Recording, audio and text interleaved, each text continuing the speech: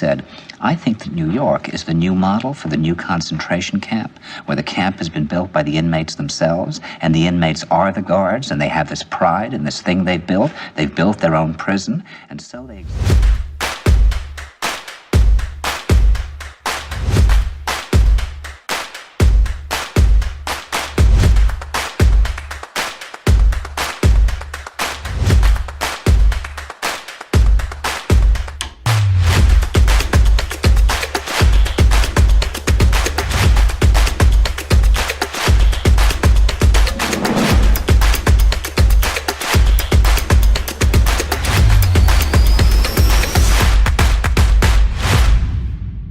Bored?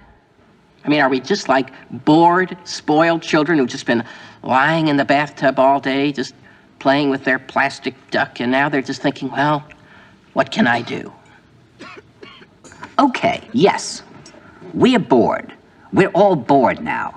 But has it ever occurred to you, Wally, that the process that creates this boredom that we see in the world now may very well be a self-perpetuating, unconscious form of brainwashing created by a world totalitarian government based on money, and that all of this is much more dangerous than one thinks, and it's not just a question of individual survival, Wally, but that somebody who's bored is asleep, and somebody who's asleep will not say no?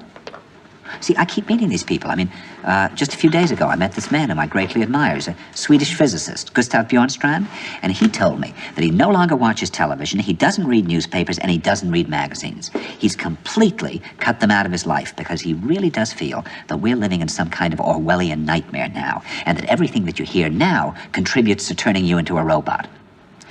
And when I was at Findhorn, I met this extraordinary English tree expert who had devoted his life to saving trees. Just got back from Washington, lobbying to save the redwoods. He's 84 years old. He always travels with a backpack because he never knows where he's going to be tomorrow.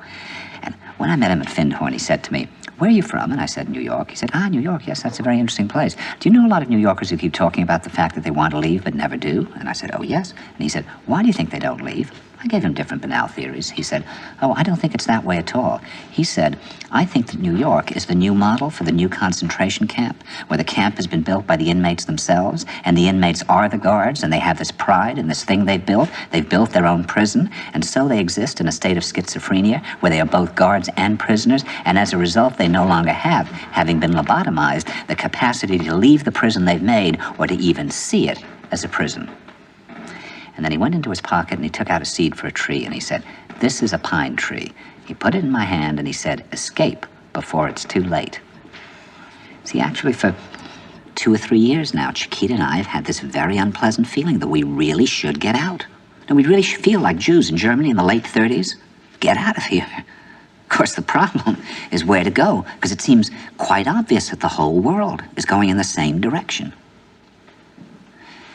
See, I think it's quite possible that the 1960s represented the last burst of the human being before he was extinguished, and that this is the beginning of the rest of the future now, and that from now on there'll simply be all these robots walking around, feeling nothing, thinking nothing, and there'll be nobody left almost to remind them that there once was a species called a human being, with feelings and thoughts, and that history and memory are right now being erased, and soon nobody will really remember that life existed on the planet.